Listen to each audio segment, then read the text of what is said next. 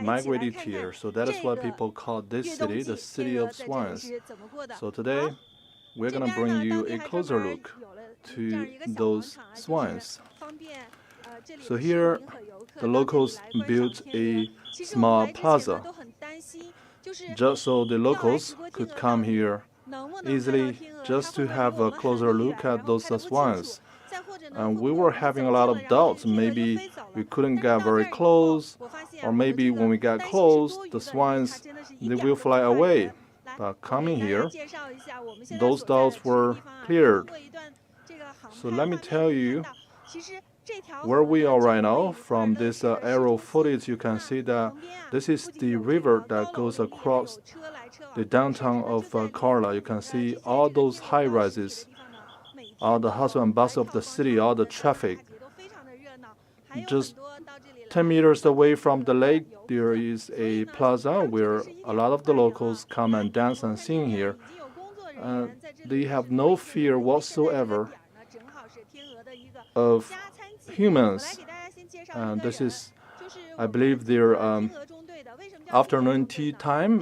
Let me introduce to you one friend here. 16 years ago, when the swans first migrated here for winter, the locals established a squad. The responsibility of the squad is to protect the swans, and this includes feeding them. Let me introduce to you the head of the squad, Tuarxun Amati. Say hello to our viewers. Good afternoon. My name is Amati. So you are blowing a whistle here, and what is that for? So each time we feed them, I blow the whistle just so they can hear that and they can gather and get ready for the meal. So this is a signal for all the swans. All right, you can continue with your work.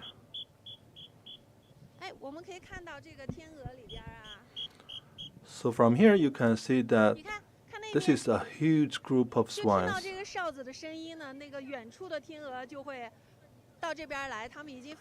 So after hearing the whistle blow, all the swans will come here. So this is the signal telling them that the meal is ready, just come. So they are all very familiar with this sound.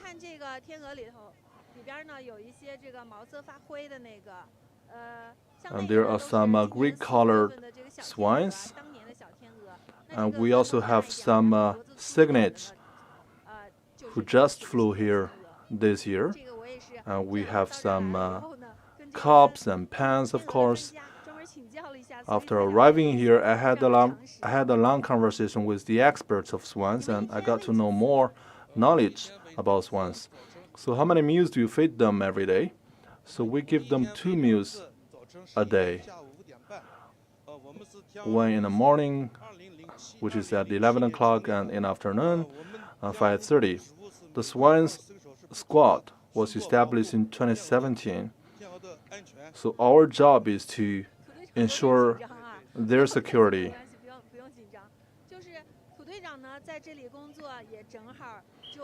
So Mr. Tu has been working here for a little over 16 years. And when the squad was established, he was on top of this mission, and he has very in-depth knowledge about the protection of the swans. So let's take a look at their meal. So this is the pancake that they are eating. So this is customized for them. Yes, and this is one of their favorites. And this is the pancake for human beings, and you can make a comparison, and it's quite different actually. And for the human pancake, we add a lot of ingredients, but for the pancake customized for swans, we don't add so much ingredients. So we have actually tested many different ingredients, and we later learned that this is the type that is most favored by the swans, and it's very soft. And for swans, they won't be able to digest very hard pancakes. The swans over there, they are also swimming to our direction.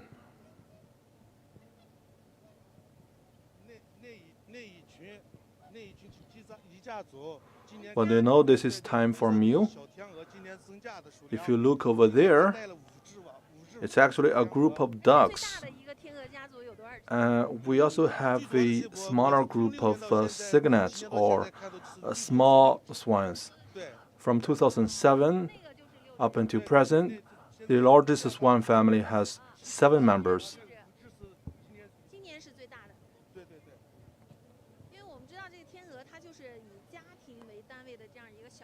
We know that the swans, they live by families. They like to stick to groups. Take a look at this one. We have 2 swans fighting with each other. And this often happens when it is the meal time because they go out in families, and so when they are together, when they are grouped in one place, they can be very protective of their own family members. And if they think someone is in their way, they can easily lose their temper. So swan is an animal very representative of love. Swans, they mate for life. They mate for life. When they lose their mate, they will never find another mate for the remaining part of their life. And also they can fly a long distance. On an average, they can fly 5,000 to 8,000 meters. Swans, they represent purity, loyalty, and love. And there are many different types of swans. Big swans, smaller swans, gray-colored swans, and dark-colored swans. Swans, they mate for life. When one of the swans in a pair passes away, the other mate, his partner, will never find another mate. So the largest swan family may have 30 members. So by 4:30 this afternoon, according to our statistics, there are already 330 swans. Each and every day, the number is increasing, and at the best of time, the group may reach 500. So tell us those interesting stories.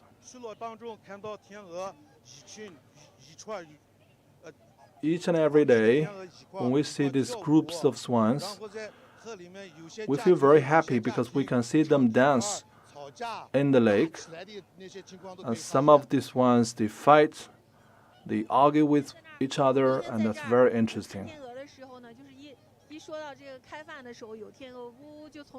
So each time when it is time for a meal, all the swans, they will swim here.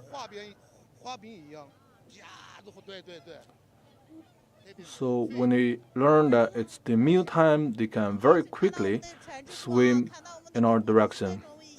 All right, now you can see that we are serving the meals again, and they are getting very excited. Are they scared of you because you are wearing uniforms? They are not scared of us because we have been feeding them all those years.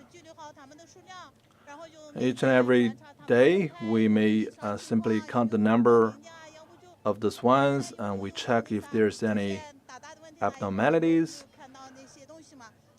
Are there any swans fighting each other? So each and every day, when they see us, they are very excited. And they have been our companion for quite a number of years. So what's your name? My name is Guli. I have been on this squad for quite a number of years. I like those birds. So do you know any particular swans in this group? Do you know any particular swan that has been coming here every year? Yes. Well, they have been migrating to this place since 2007. I have been observing them all those years, and take a look at that one, the very big one with very long necks, he's been migrating here each and every year over the past 17 years. And they dance and they tweet, and it's very interesting. So these are animals under protection, actually, but they are wild animals. When I say they are wild animals, they remain some wild nature. So why do human beings feed them? Well, let me show you some footages. And we are at the bank of the Peacock River. It's one of the three main rivers in Korla, and the other two rivers are by the name of Bailu and Dujuan. So, which are 4 kilometers to the east of this river. And further to the east, there is another river, and that is the Dujuan River. And now you can see that there are working staff that's breaking the ice because it's already frozen over there. And the Dujuan River and the Kongque River, they are the ideal place for those swans in winter. But in a couple of days, all the rivers will be frozen, and that will be very hard for those swans because all those swans, they are fed on those fish and animal in the river, and when the river freezes, and it will be very difficult for them to find their prey. So that is why the squad has to engage in some substantial work, namely breaking the ice, just so they can have their own space to find their own prey, and they can also have a sufficient place of activity. And also, when it is the prime time of winter, we can add some meal for them. Well, this is not a routine work every day. But why we are feeding them already at this time of the year? Well, this is because the Dujuan River is now having a lower surface. It's featuring a less flux of water this year, so that is why it has been frozen, and that is why the majority of the swans are concentrated here. And when we have a larger group of swans here, they may need just more meals, so that is why we are feeding them. But we are controlling the quantity of the meals as well. I just had a conversation with the head of the squad. So how much does each pancake weigh? Well, each weighs 200 grams. So how many pancakes do you feed them? 200. So, but today they are feeding 340 pancakes. At the best time, they can reach 400 and even to 500 pancakes. So this is an additional meal, and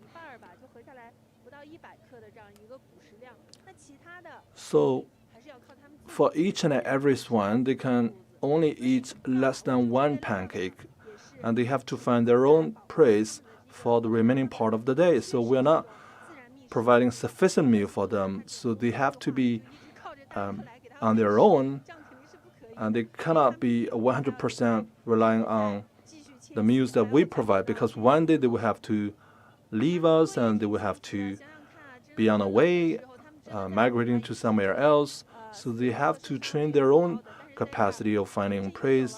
Well, bearing in mind that some birds, they may get hurt on the go. Each and every year, the number migrated here changes. So now let's take a closer look at those swans again.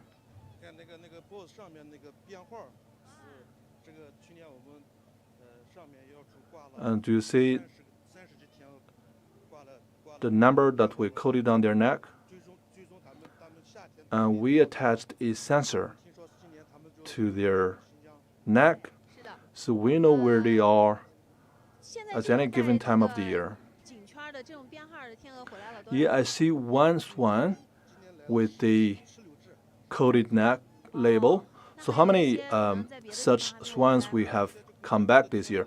So we already have 16 number-coded swans, but more will come back. So we are providing those meals in a fixed place.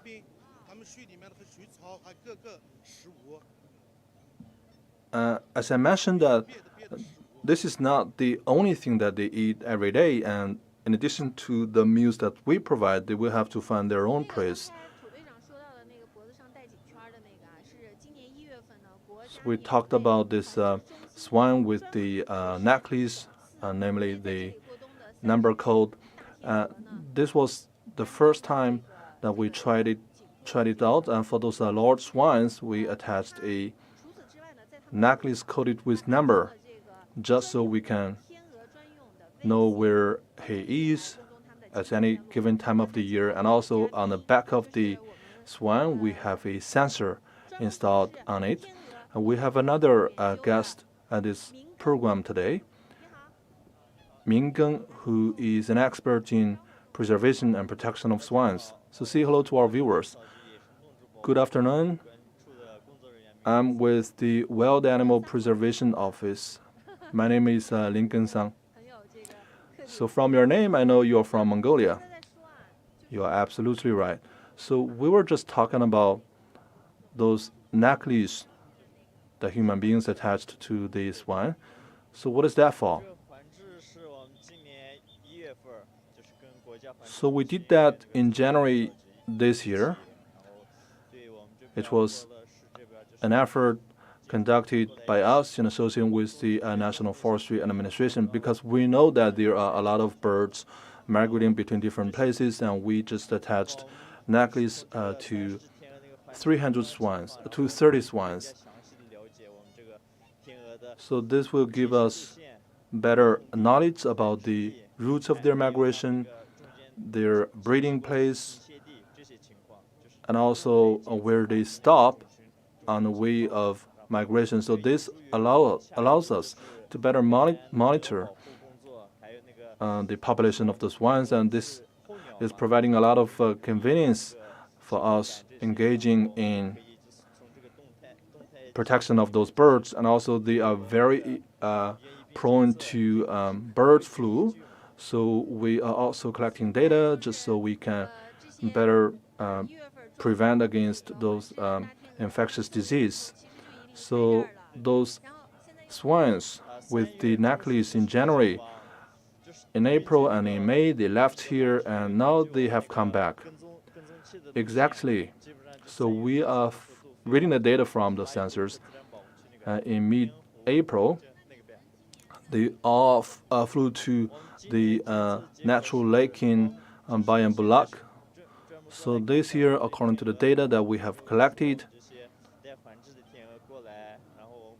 they are migrating to different places, and we have come to this place particularly at this time of the year, and we found out that 13 of the 30 necklace-wearing swans have come back. So we are tracking their routes, and we know with great certainty that those birds flew here from Bayanbulak, and they have traveled a very long journey, and we know exactly where they stopped on the journey that they have traveled.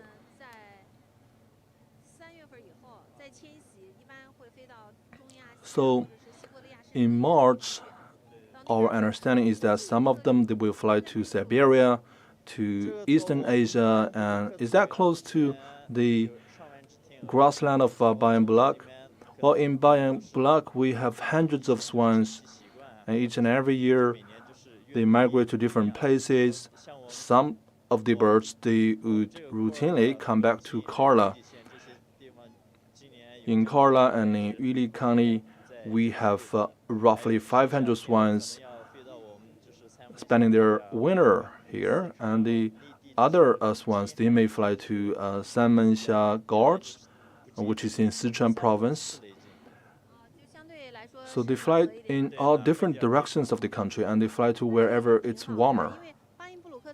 So this is a very interesting phenomenon, because the Bayanbulak grassland is in Korla Lake, which is 200 kilometers away from here, and each and every year it gathers tens of thousands of swans. So according to the data that we have selected, some of the swans, they flew here from Bayanbulak. So we have been following the migration of those birds for 16 years, and at the very beginning it was just a very small number, 4 to 5 swans, and then the next year they fly back, they can bring their kids, which is the signage, so the family size gets bigger, and now we can see some gray-colored swans, which is showing that the species has changed. It has evolved over the past 16 years. So the family has truly gotten much big. So according to our data, for 30 today, we have 340 swans this year. So how many birds you have in the first year? In the first year, we have only 4 to 5 swans, and the second year we have 9. And then in the third year, we had 21 swans. So the number has been on a rise with every passing year. And today, this year, according to our data, we have 340 swans. And at the past year, we actually had 476 swans. So imagine, no matter it is for human beings or for those wild animals, they have their own pattern that they follow. Well, for me personally, I would like to stay in wherever it's most comfortable. And if I think it's comfortable here, and then the next year I may bring my kids, my friends, my relatives. So in a third year, there will be more people coming into this place. You know, I talked to you the other day, and you said it very well, and it's very interesting that each and every year, and they first come here in a smaller number, and then more people, more swans will come. So this is very interesting, and this is like some of the swans are just reconnaissance swans. They're like the scouts, and they first come here and they check out the situation. And then the other swans, they got to know the situation, and then they all fly to Korla. So some of the swans, they are also spending the winter in Xinjiang River. The number is also increasing there. In the first day, we only had 4, and in November, we had more than 100 swans. One thing that is also very strange is that, we see all those birds flying in the air, and they are flying in this pattern of a Y shape. They fly to different directions. I have never seen swans flying in the air. Well, they follow a different pattern, and they fly in triangle shapes. So why do I seldom see swans flying in the sky? Because this is because they fly in the evening, in the night. Yes, this is their habit, because when they fly in the night, they can avoid their enemies, which are some of the eagles on the grassland. They are the prey of those eagles, so when they fly at night, they can avoid being spotted by those eagles. So when you take a walk by the river in the evening, you can see a lot of swans. You come back the next morning, you will find a lot more swans. Around the National Day, the number may increase dramatically. Well, I believe they are coming here for your pancakes. Well, not just that, because all the people, they love those swans. And we also have a very nice environment here. I believe that this is their own very spontaneous choice. They made the choice on their own. I believe that they can feel the kind and friendly message that we are sending them. We have quite a number of lakes here, and the swans, they love those lakes. We have very good environment here. So I'm right now in Korla City in Xinjiang. And this is the capital city of a prefecture, and this is a city located at the border of Taklamakan desert. It's only 70 kilometers from the desert, and this is the southern part of Xinjiang. And you may think there is a lot of desert, but take a look at this place. We have 3 rivers alone in this city. We also have a lot of lakes. It's a very good environment. And 10, 20 years ago, the eco-environment here is very fragile. The natural environment was not very ideal 10, 20 years ago. But over the years, we have been engaged in environmental protection. We are restoring the environment of the mountains and grassland and wetland. So that is why we have more river, more water, and more grassland. So the environment has picked up. So a lot of the people, they draw an analogy between swans and environmental parameters, and they are a kind indicator of the environment a city has.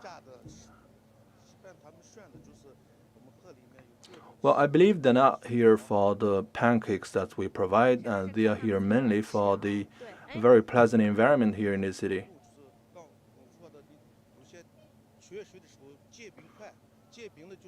So they like to spend the winter here. At the coldest time of the winter, they even bite the ice. When we see them bite the ice, we simply provide them some food because we know that they are having some difficulties surviving.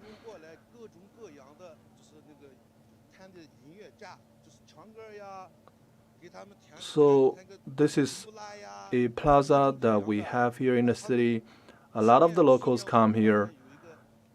They are playing different sorts of music. They dance and they sing. And last year we found out that one of the locals here come here every day and playing music just for those swans. All right, now we can see that those swans, they are in different groups, as different families. Most of the families, they have 2 members. Some have 3, some have 5, and even to 6. And you told me that those swans, they are good at dancing, and I saw them dance this morning.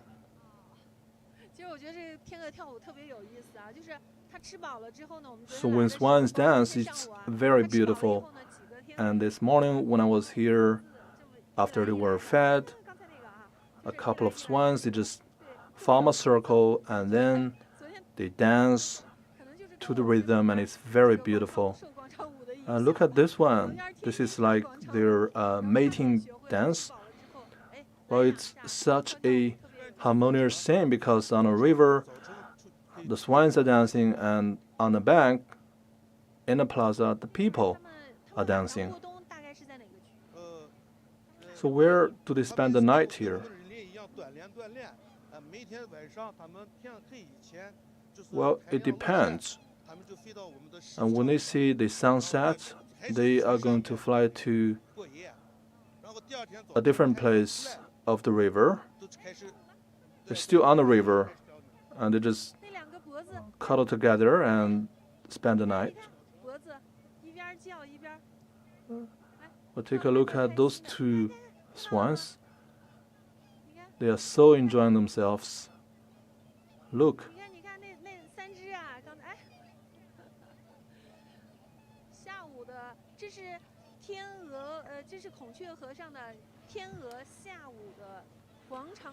So these are the swans on a river, what the locals call the Peacock River, and this is their dancing time of the day. In the morning, you can see all sorts of movements by those swans. They're just enjoying themselves. Actually, this is a very interesting thing, and when you watch them closely, and you will find how interesting they are and how they are enjoying themselves. So maybe after spending the night, they are all starving, and when they hear the whistle blow, they all fly here, and it's like flying right above the river, and it's very beautiful, and it seems that everybody is rushing to breakfast.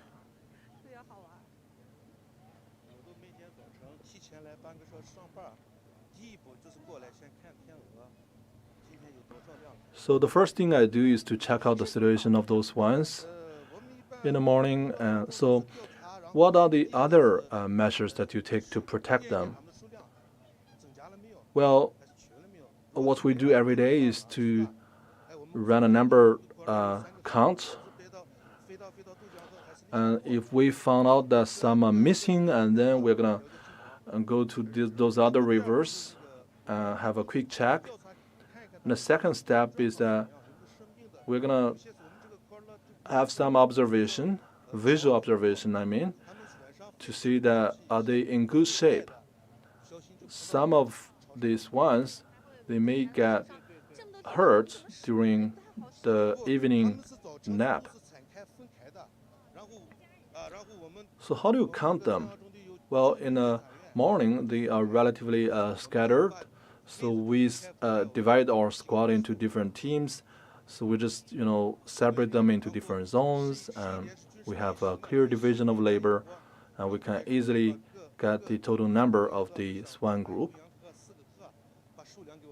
So we have 4 rivers, and different rivers, they report the number of swans that they see, and then we click the number in the end. So do you find that the number changes every day? Yes, of course. So it's a pretty tough job, and you have been doing this for all those years. Well, we are truly enjoying our job, and it's not very tiresome, and there's a lot of pleasure in this job. So this is our vehicle. After the squad was established in 2007, we were equipped with such a minivan. So this is our patrolling vehicle, and each time we provide meal when the swans saw our vehicle, and they know this is meal time, and they will follow our vehicle on the river. And we also have ducks and seagulls even.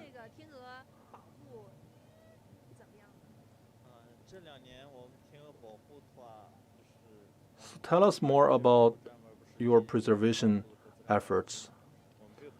So we established the Bayanbulak Natural Preservation Zone, and this is an effort focusing on swans.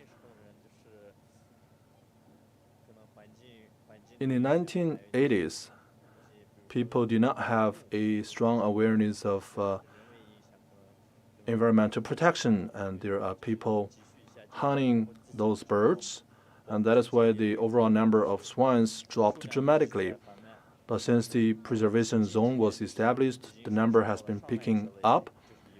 In recent years, we are seeing the number reach tens of thousands.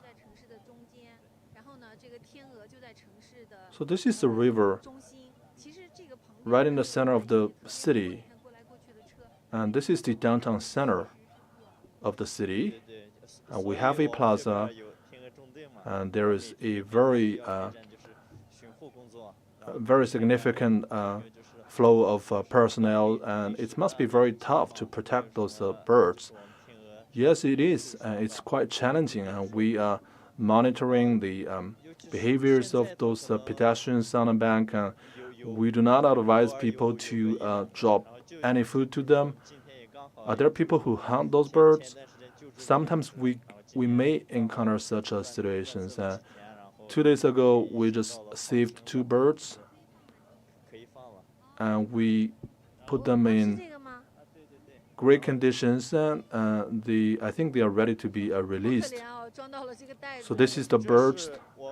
This is the bird that they are talking about. And 2 days ago, they found this particular swan was taken by a human being, and then they rescued this bird, and then they put it in a plastic bag.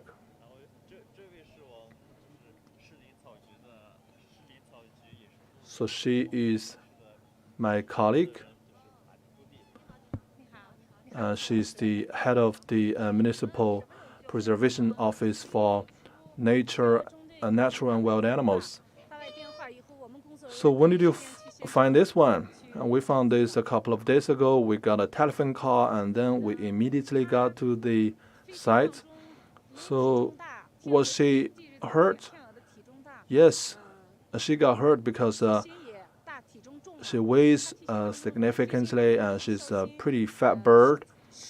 When she was flying, she hurt her wings. And then we transferred her to a veterinarian hospital.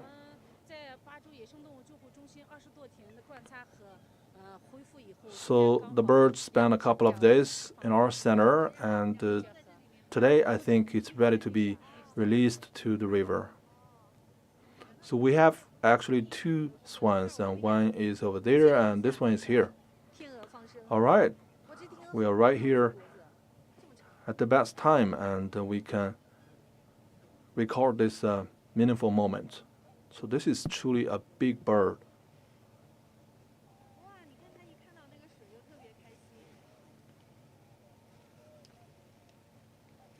She's getting very excited.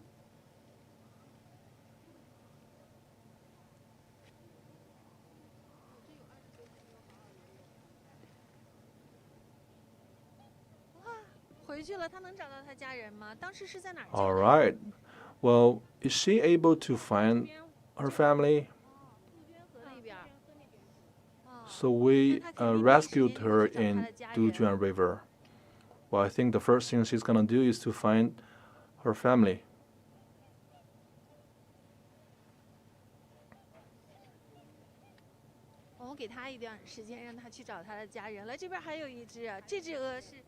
Well, I think it's going to take some time.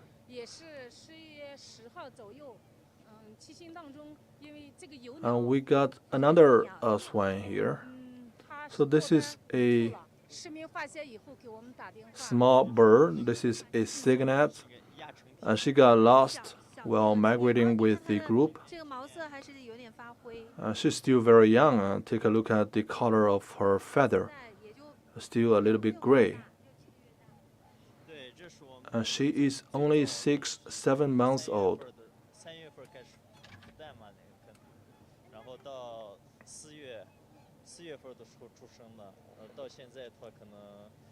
So she was born in April, and today's day, she is only 6 months old.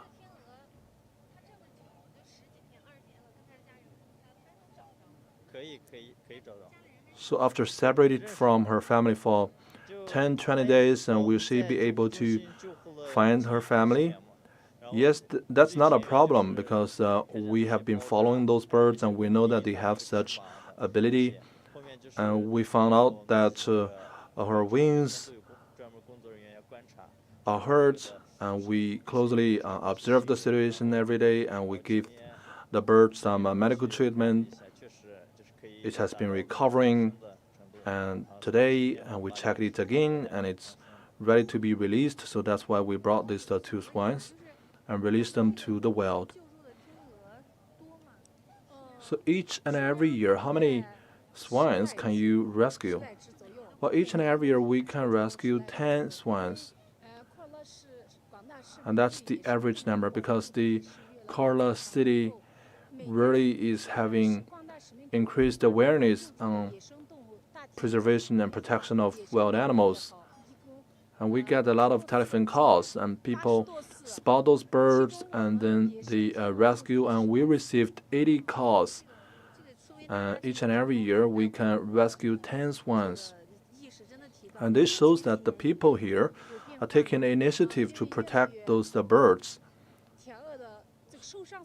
So it's quite different from a couple of years ago, and those swans, they are less likely to get hurt these days because those swans, they are very heavy and they are very big birds, and when they are flying, when they encounter the electricity lines, they can easily get hurt.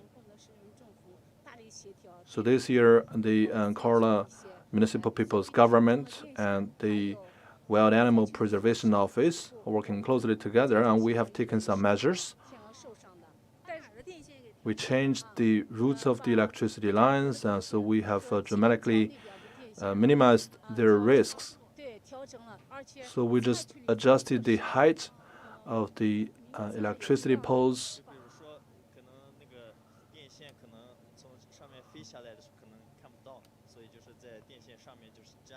So when those birds, they are flying, they can get a little bit blind, and sometimes they can easily omit those lines in the sky. So that is why we color-coded those electricity lines to make it more conspicuous and visible.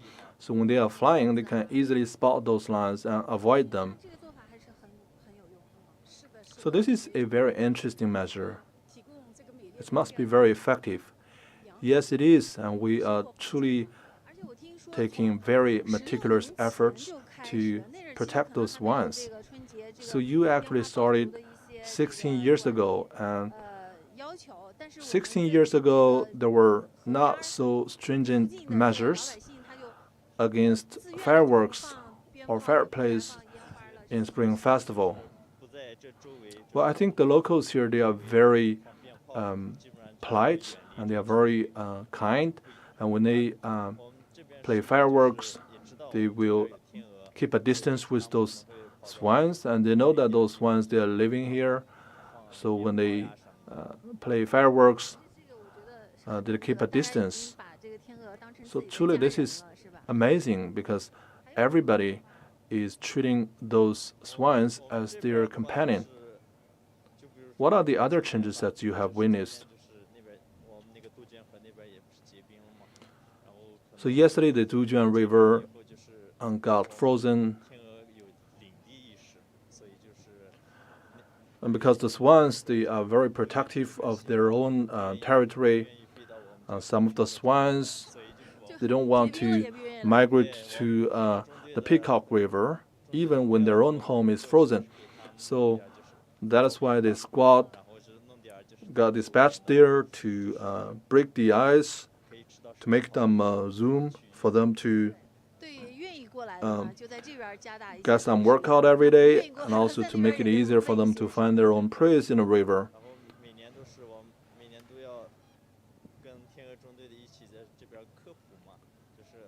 And each year we engage in some popular science activities which attracted a huge number of children, and we popularize some science as well as laws related to wild animal protection. So the kids, they know that those wild animals under protection in China according to our law, and so they get an increased awareness of wild animal preservation, and we have even seen an increase of travelers and tourists here in Korla. A lot of travelers travel here specifically for those swans, and this is making our job more meaningful.